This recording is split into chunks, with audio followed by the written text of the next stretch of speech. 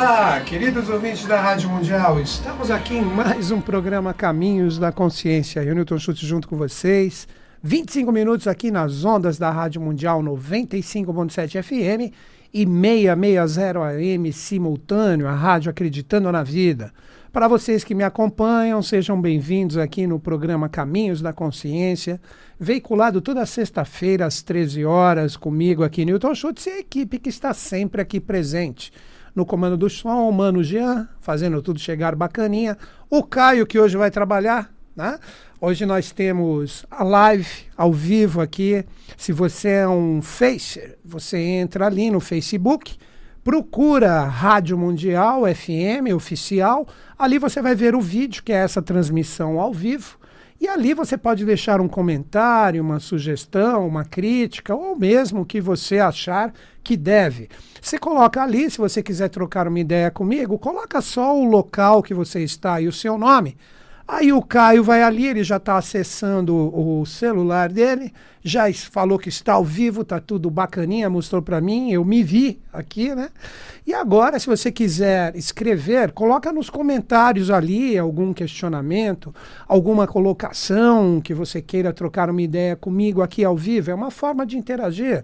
Às vezes é até mais fácil do que o próprio telefone, que a gente tem que correr, atender a linha e tal. Então deixa um comentáriozinho ali no Facebook e com isso a gente troca a ideia aqui ao vivo. Estamos ao vivo aqui, Avenida Paulista, número 2200, no primeiro andar, na Rádio Mundial. Estamos aqui com a Kisa aqui em cima também, né, que tem bastante amigos da rádio do rock verdadeiro, né, vamos colocar assim.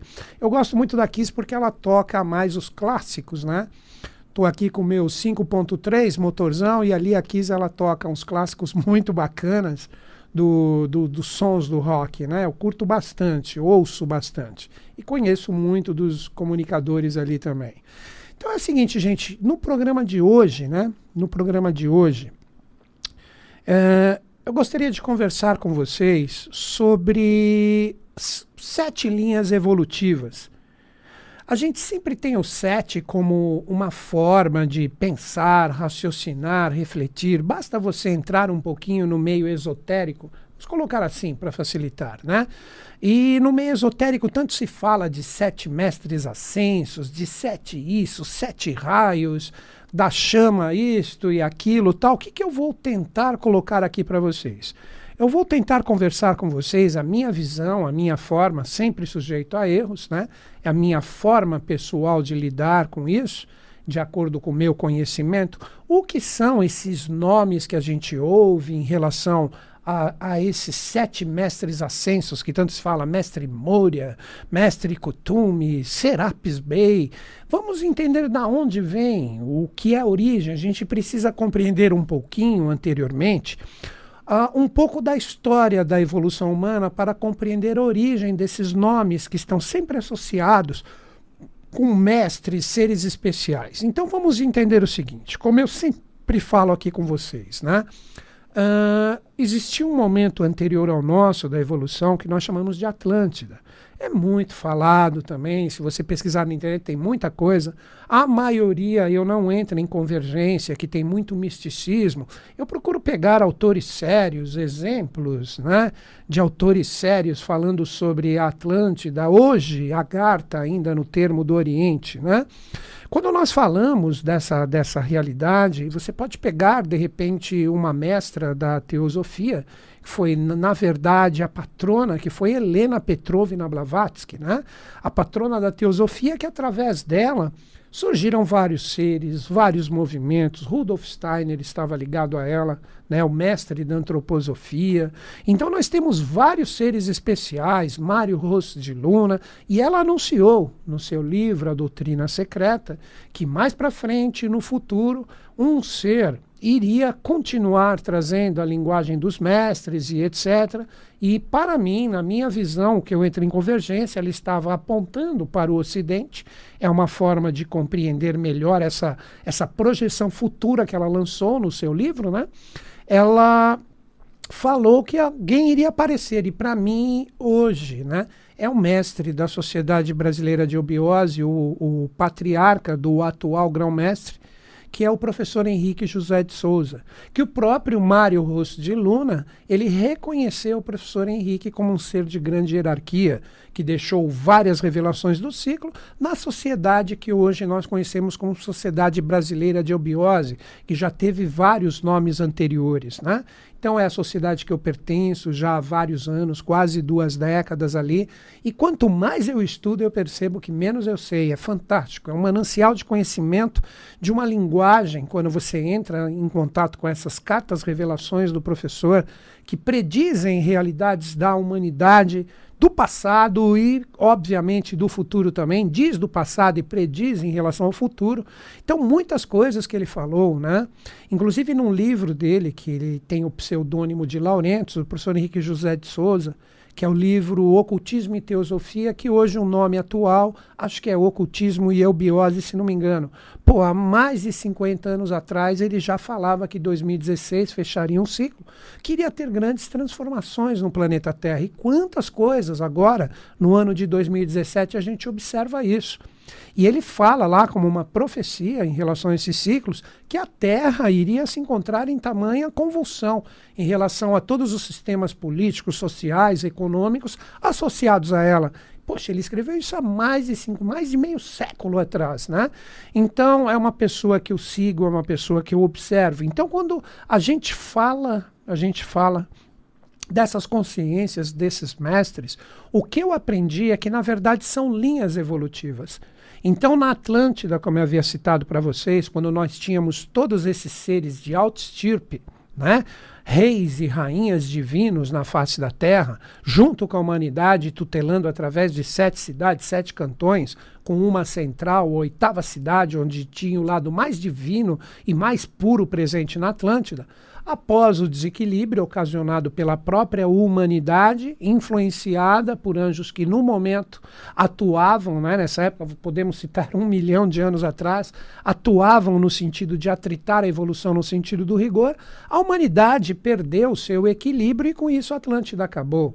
Quando a Atlântida acaba, é criado no próprio planeta Terra dimensões, para uma fácil compreensão, dimensões espirituais, que ali é preservado nessas dimensões espirituais que estão associadas ao planeta Terra, não é exterior, é interior essa realidade, estão associados a tudo o que foi feito pela humanidade e ainda é feito e será feito, tudo é arquivado, tudo é colocado ali como experiência.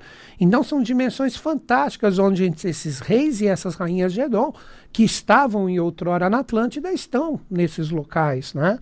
Então, quando ocorre isso, que podemos dizer de uma certa forma que a divindade no seu sentido direto com a humanidade se projeta nessas dimensões, surge a saga de seres enviados para a humanidade, que são oriundos desses locais espirituais. Aí que nós temos seres que vêm de lá, que são os Budas, que são os Cristos, que são os seres especiais que ciclicamente existe todo um porquê eles estarem aqui, eles se manifestam para renovar o verbo, como se fala em algumas religiões. Renovar o verbo é renovar a consciência humana. E são sempre seres que estão aonde? Estão sempre extremamente avançados em relação à humanidade. Obrigado, Caio. Caio trouxe aqui uma perguntinha da Elaine, outra da Isabela. Depois vamos falar um pouquinho sobre essas perguntas mais para o final do programa.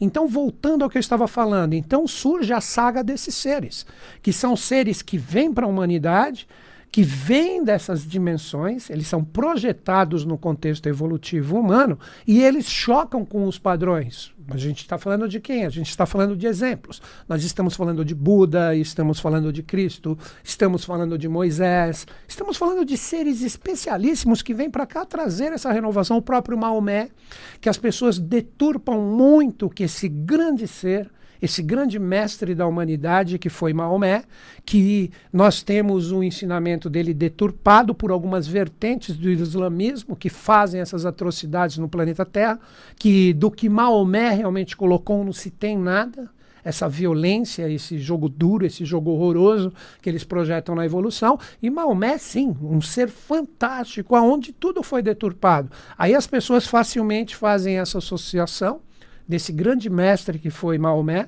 né? Mohammed, tem vários nomes, Mamet, que eu viajei muitas vezes ali por Oriente Médio, e você pega muitas pessoas com esses nomes, né? Mas a gente chama de Maomé. Mas se nós pegarmos, quase todas as religiões estão com seus valores deturpados em relação a esses verdadeiros mestres que professam essas consciências. Então nós precisamos compreender que assim que a Atlântida se interioriza no planeta Terra nessas dimensões espirituais, Agartha, Avalon, Shangri-La, Shambhala, não importa o nome, o Eldorado que os espanhóis buscavam, a cidade de ouro, que eles pensavam que iam achar uma cidade de ouro física, mas na verdade era ouro no sentido de consciência. Então quando a Atlântida, junto com a divindade, ela termina e esses seres são projetados para lá, eles mandam ciclicamente esses seres para cá. É aí que começa uma compreensão no seu sentido mais real de consciência do que representam o nome desses 7 mestres que as pessoas pensam que são consciências que a gente deve orar, agradecer. Não é só por aí, tem muito mais. Então vamos compreender.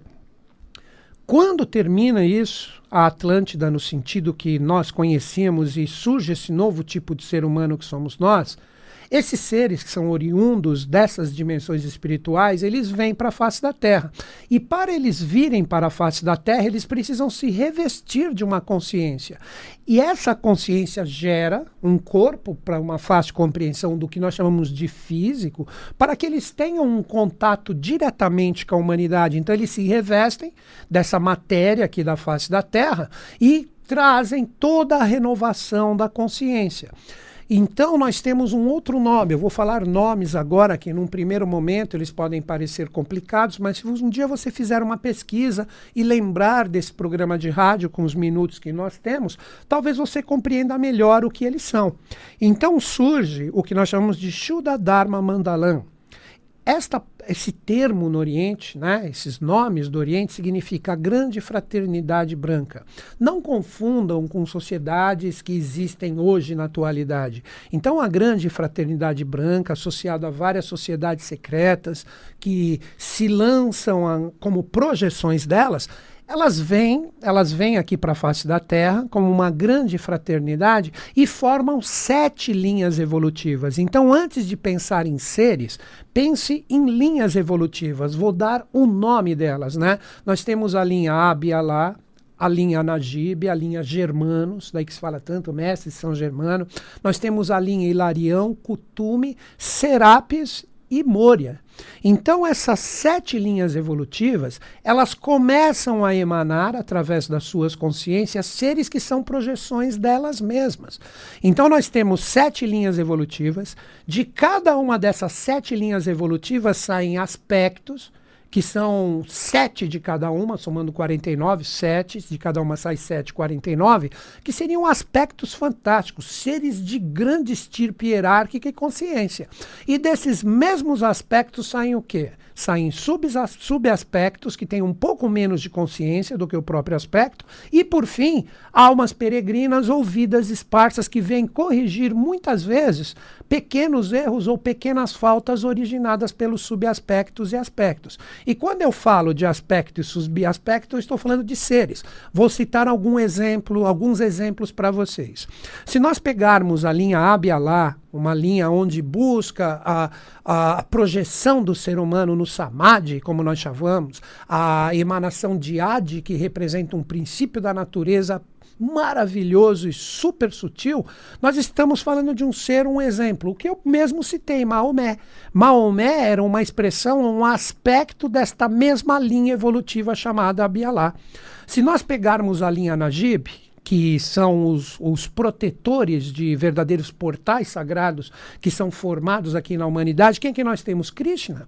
Krishna era um ser oriundo desta linha, um aspecto oriundo desta linha que nós chamamos, nessas vertentes das sabedorias das idades, de Najib.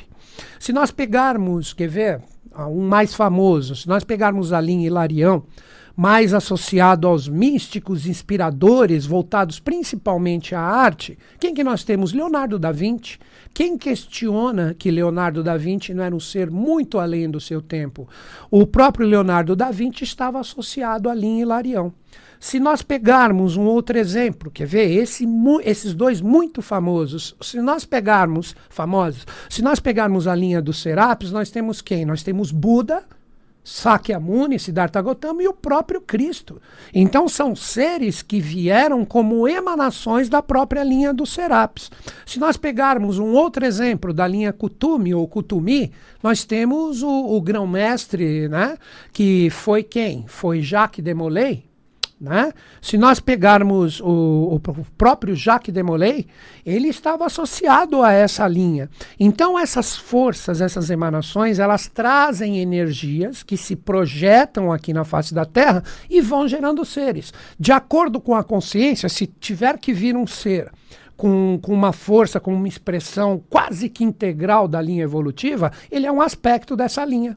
Como eu citei na linha dos Serapis, o próprio Buda, ou da linha Najib, o Krishna. Se vêm seres que não precisam ter toda essa expressão, o que eles são chamados nas linhas de conhecimento? São chamados de subaspectos. E quando eles fazem os seus trabalhos, esses seres, algumas faltas são ocorridas. E o que ocorre com estas faltas? São originadas vidas esparsas desses mesmos seres que habitaram aqui na face da Terra. E essas pessoas que estão aqui, eles procuram, através da sua consciência, uma consciência menor, as vidas esparsas ou almas peregrinas, que vão fazer o trabalho que ficou como faltante ou alguma coisa ligada aos subaspectos e aspectos. E nós mesmos, agora você fala, pô, e eu nesse jogo todo? Essa consciência vai se diluindo. Todo o trabalho desses grandes mestres que se projetaram na humanidade, hoje eles representam tônicas de trabalho. Então o trabalho desses seres, na verdade, está totalmente diluído na humanidade. Então nós representamos uma coagulação de toda essa força que se dissolveu ou se diluiu. Por isso que você pega a humanidade hoje totalmente conectada para trabalhar esses valores juntos. Aí que surge dessas linhas evolutivas 7 tônicas de trabalho, que são fantásticas, que eu vou associá-las aos planetas, que também são 7, os sagrados ou principais. Se você pegar o Sol como tônica de trabalho, ele representa a alquimia, que seria a transmutação da nossa pedra bruta, no sentido de consciência, em pedra filosofal. Se você pegar a Lua representa as artes. As artes no sentido de pegar tudo que está bruto e feio em coisas bonitas, em coisas maravilhosas. Se você pegar a tônica de Marte hoje, o que ela se transformou? No que será a política do futuro. A política no sentido de nós termos uma sinarquia, uma igualdade perfeita, compartilhada entre os seres humanos como governo, cada um fazendo a sua parte. Uma muito atuante, que é a tônica de Mercúrio, hoje qual é a tecnologia? A tecnologia é uma tônica atuante que tem diluído todas essas forças desses grandes seres. Se nós pegarmos a tônica de Júpiter, representa a literatura, que não necessariamente é um livro. Hoje, quando você lê, quando você entra em relação ao estudo, que seja de uma forma virtual, que você lê um conteúdo, que você pode falar um livro virtual, que seja, também é uma projeção disso. Né? Se você pegar a tônica de Vênus representa as religiões, uma nova filosofia de vida que nós estamos trabalhando, né? Onde a humanidade vai ter a convergência dessas filosofias, onde nós vamos parar de ter as religiões como partidos. Né? Nós vamos chegar lá, onde nós vamos compreender Deus como uma fonte única, que não é necessário ela ser personalizada para a gente compreendê-lo. E, por fim, a tônica de Saturno é a taumaturgia ou a teurgia, os seres que sabem estabelecer, através das suas vibrações, o contato direto com as potestades angelicais, onde nós temos como tônica a própria medicina, onde o ser humano será curado no futuro através de vibrações, através de cores, através de sons. Então não vai ter mais essa coisa agressiva dessa cirurgia que a gente conhece. A gente ruma para isso. Então, quando nós falamos desses mestres, isso que eu gostaria que vocês compreendessem. Vocês não devem personalizar como um ser. Você pode ter seres na humanidade que, num determinado momento, carregaram o nome dessas linhas, sim, mas eles eles eram emanações delas mesmas, com um trabalho fantástico aqui na humanidade, através dos seres especiais, assim como foi para Blavatsky, assim como foi para o professor Henrique José de Souza, Rudolf Steiner, o próprio Mário Rosso de Luna. Todos esses seres receberam esses contatos e fizeram o seu trabalho. Mas isso, repito, isso está diluído na humanidade. Então essas tônicas do saber que estão sendo colocadas para nós agora representam o verdadeiro trabalho desses mestres. Então eles não estão diluídos na humanidade para que a gente ore para eles. Eles estão diluídos na humanidade para que a gente entre em sintonia e captação com essas consciências para que a gente realize aqui no planeta Terra. Então, eu vejo desta forma esse nome associado às mestres, etc. E por aí vai. Agora eu vou começar a responder algumas perguntinhas, de acordo com a possibilidade. Nós temos pouco menos de 5 minutos aqui. Vamos ver o que dá para falar. O que você pode... A Elaine Ferreira. A Elaine acho que já escreveu aqui, se não me engano. O que você pode nos dizer sobre o tal planeta cometa que passará perto do sistema solar? Olha, Elaine, cometas, na verdade, eles são fecundadores cósmicos. Quando eles entram no sistema... e são observados, existe uma proeminência da sintonia com eles, na verdade eles seriam como se fossem espermatozoides cósmicos. Então eles passam pelo sistema, que representaria o útero, e eles trazem uma determinada vibração para acontecimentos, que os acontecimentos, na minha visão, são essas transformações que estão acontecendo agora. Isabela Pereira, sou de São Paulo, falar um pouquinho sobre reencarnação. Uau, Isabela, se fosse falar sobre reencarnação no sentido mesmo real da coisa aqui, a gente iria longe. Mas eu tenho uma visão, um caminho. Eu acho que a reencarnação, a doutrina espírita trata muito disso, eu acho que deve ser atualizado. Existem muito mais pontos a serem vistos do que a própria reencarnação do um por um. Principalmente nesse momento atual que nós estamos muito associados. Daí que eu sempre indico a Sociedade Brasileira de Obiose no meu programa para você procurar beber da fonte. E você pode fazer online. Daqui a pouco eu vou divulgar a forma aqui, tá? A Sônia Moura, mora em Macaé, Rio, gostaria de conhecer a Sociedade de Obiose. Sônia, já vou falar disso daqui a pouco. Agora, fechando, a Raíssa, que sempre manda aqui alguma coisinha pra gente, explica essas coisas de mestres ascensos. Foi meu programa. Já acreditei muito nessas invocações, acho que o processo é mais longo e esses seres não são os reais mestres da Fraternidade Branca. Puxa, esse programa foi para você então, Raíssa. Ele vai ser postado no YouTube. Você acessa ali o meu canal, Newton Schultz, entra no YouTube, coloca, tem uma foto preta e branca minha, meu canal. Possivelmente o André Mota, que filma aqui, ele vai postar esse programa, acredito eu, no máximo domingo. Então acompanha ali, escuta ele de novo, se você entrou em sintonia com o que eu coloquei, que pode ser interessante, tanto para qualquer ouvinte, talvez alguma coisa acrescente mais se você ouvir novamente, né? Finalizando o meu programa, Mano Jean, um minutinho, finalizando. Eu sempre divulgo, e sempre, enquanto eu tiver autorização, eu vou divulgar aqui, a Sociedade Brasileira de Obiose para que você beba da fonte desses conhecimentos. Eu, Newton Schultz, aqui não estou representando a Sociedade Brasileira de Obiose.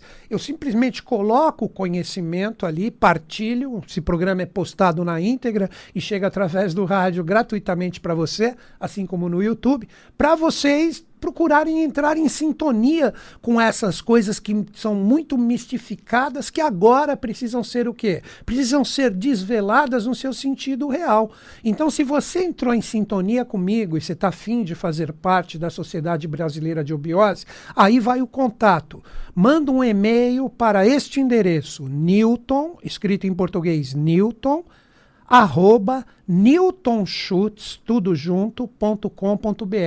O Newton Schutz, se você procurar na internet, tem muita coisa minha, você vai ver meu nome. É só colocar ali, @eleinteirinho.com.br. Fala o seu local, você pode fazer online. Ou se tiver algum departamento próximo de você, você pode tranquilamente, né?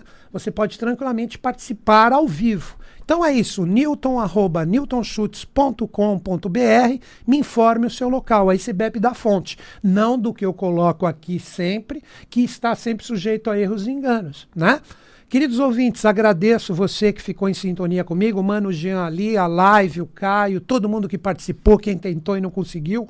Um grande fraterno abraço a todos, que os Budas da Era de Aquário estejam em sintonia conosco, com o Brasil e com o mundo, e não duvidem, eles estão. Até o próximo programa.